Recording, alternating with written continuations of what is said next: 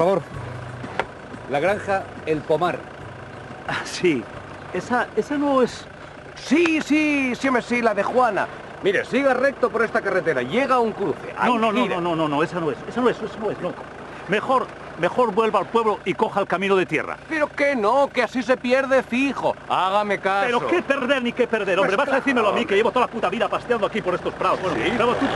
Claro, como aquella vez que fuimos para arriba y para abajo, porque viste unas motos. ¿Qué unas motos? Las motos no las vi, marchado.